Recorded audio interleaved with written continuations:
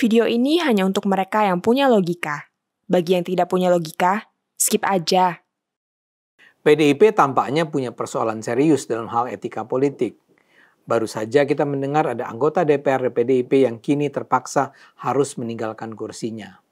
Pengadilan Negeri Jakarta Pusat memutuskan Boni Triana, nama anggota PDIP itu, menyerahkan kursinya kepada Tia Rahmania. Tia tentu saja juga anggota PDIP. Pengadilan memutuskan yang berhak menempati kursi di Dapil Banten 1 itu adalah Tia, bukan Boni. Suara pemilih Boni dalam Pileg 2024 adalah 36.516 suara. Sementara suara pemilih Tia mencapai 37.359 suara. Jadi seharusnya Tia memang menang tipis atas Boni. Tapi Mahkamah Partai PDIP secara semena-mena menuduh Tia menang karena dia menggelembungkan suara. Tia dituduh PDIP mengakali perolehan suara dengan melakukan penggelembungan 1.629 suara. Itu ditetapkan dalam keputusan Mahkamah Partai PDIP tanggal 14 Agustus 2024. Karena itulah Tia diputuskan harus mundur. Dia harus menjalani pergantian antar waktu atau PAW. Celakanya buat PDIP, Tia tidak menerima begitu saja keputusan Mahkamah Partainya. Dia menggugat ke pengadilan. Dan Pengadilan Negeri Jakarta Pusat kini memutuskan yang berhak jadi anggota DPR memang Tia, bukan Boni. PDIP menolak keputusan tersebut. Pada 20 Maret, PDIP mendaftarkan kasasi ke Mahkamah Agung. Juru bicara PDIP Guntur Romli menyatakan dia heran kenapa hal serupa di partai lain tidak dipersoalkan.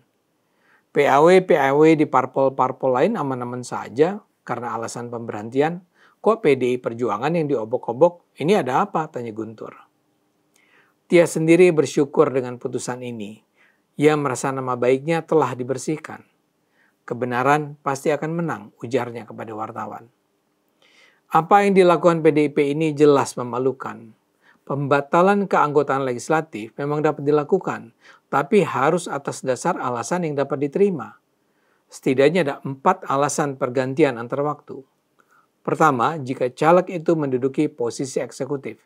Misalnya saja bila ada calon anggota DPR yang terpilih menjadi menteri. Kedua, anggota DPR dapat mengundurkan diri secara sukarela karena berbagai alasan, seperti alasan pribadi, kesehatan, atau keputusan lain yang tidak terkait dengan partai. Ketiga, putusan pengadilan. Apabila caleg terlibat dalam kasus hukum dan ada putusan pengadilan yang ingkrah atau berkekuatan hukum tetap, maka dia bisa dilarang dilantik sebagai anggota DPR atau anggota DPRD. Keempat, meninggal. Jadi pergantian antar waktu sangat mungkin dilakukan selama memenuhi syarat-syarat yang ditentukan. Tapi yang harus diingat, partai politik tidak bisa sembarangan meminta agar caleg terpilih tidak dilantik hanya berdasarkan keputusan internal partai. Prinsipnya kan anggota legislatif yang terpilih adalah representasi dari pilihan rakyat dalam pemilu. Hak rakyat ini tidak boleh diabaikan oleh partai politik. Pergantian hanya bisa dilakukan dalam situasi yang sesuai dengan aturan hukum yang berlaku. Bahkan jika ada permintaan dari partai, caleg terpilih masih punya hak untuk memperjuangkan posisinya.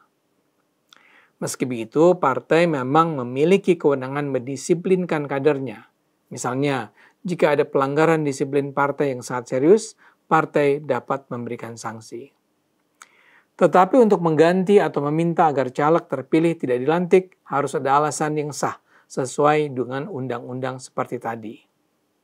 Keempat syarat ini tidak terlihat dalam kasus Tia dan Boni. PDIP memang melakukan mahkamah partai yang menyimpulkan Tia melakukan penggelembungan suara. Tapi tuduhan penggelembungan suara itu ternyata tidak dianggap sah oleh pengadilan. Dengan kata lain, tuduhan itu dianggap mengada-ada. Karena itulah Tia mengajukan gugatan. Pertanyaannya, kenapa PDIP berusaha keras untuk memajukan nama Boni sebagai anggota DPR? Ya nampaknya sih karena Boni memang adalah tokoh istimewa. Kalau kita baca penjelasan tentang Boni di Wikipedia, kita akan membaca peran pentingnya dalam penulisan sejarah di Indonesia. Lulusan sejarah di Universitas Diponegoro ini pada 2003 sudah mengedit buku tentang pidato-pidato ayah Bu Mega Soekarno. Ia kemudian mendirikan majalah bulanan tentang sejarah Indonesia, Historia. Di majalah ini ia menulis banyak tentang peristiwa, pikiran, perjalanan tokoh-tokoh besar Indonesia, termasuk Soekarno. Pada tahun 2022, Boni terlibat dalam kelompok yang berhasil mengadvokasi untuk pemulihan bekas sekolah Sarekat Islam di Semarang. Pada tahun 2018, ia membantu pemerintah daerah Kabupaten Lebak di Banten mendirikan Museum Multatuli di Rangkas Bitung. Ada banyak hal yang lain yang bisa menunjukkan arti penting Boni. Dan menurut yang saya dengar, Boni memang sangat disayang Bu Megawati. Bisa jadi Bu Mega dan PDIP sangat berharap Boni bisa lolos di Dapil Banten 1. Suaranya pun sebenarnya cukup tinggi. Sayangnya, Tia bisa unggul kurang dari 1.000 suara dari Boni. Tapi aturan resmi memang menetapkan yang lolos adalah yang memperoleh suara terbanyak.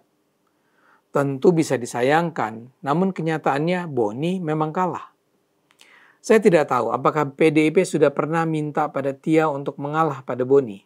Tapi kenyataannya Tia tidak terima ketika harus menyerahkan kursinya pada Boni. Persoalan sebenarnya bisa selesai kalau semua pihak dengan kedewasaan dirinya menerima keputusan itu. Sayangnya PDIP tetap berkeras agar Boni yang lolos. Mereka bahkan membangun narasi bahwa sebenarnya Tia melakukan penggelembungan suara. Tapi seperti dikatakan Tia sendiri, kebenaran menemukan jalan. Pengadilan melihat yang benar adalah Tia. Seperti yang saya katakan di awal, ini pada dasarnya adalah persoalan etika. Dan kesadaran etika ini yang terlihat tidak dimiliki oleh PDIP. Ini yang dulu misalnya menyebabkan terjadinya kasus Harun Masiku. Dalam hal ini beda dengan kasus Boni yang selisih suara tipis dengan Tia, suara Harun sebenarnya jauh di bawah. Namun entah karena alasan apa PDIP berusaha mati-matian meloloskan nama Harun ke DPR.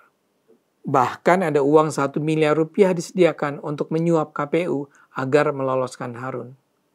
Sementara para caleg PDIP lainnya yang memperoleh suara lebih besar dari Harun menyetujui saja keputusan untuk meloloskan nama Harun ke DPR.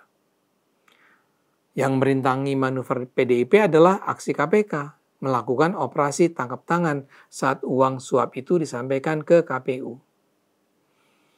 Jadi PDIP tampaknya memang tidak peduli apakah aksi mereka sejalan atau bertentangan dengan etika. Saya sebenarnya mengenal Boni. Saya termasuk orang yang semula berharap Boni bisa lolos ke DPR. Tapi kan faktanya dia kalah. Boni masih bisa menjalani karir politiknya dengan cemerlang di masa depan. Sayangnya PDIP terlalu memaksakan diri. Kini ya nama Boni ikut tercoreng. Sementara reputasi PDIP semakin memburuk. Mudah-mudahan PDIP bersedia kembali menegakkan prinsip-prinsip kebenaran. Ayo gunakan akal sehat.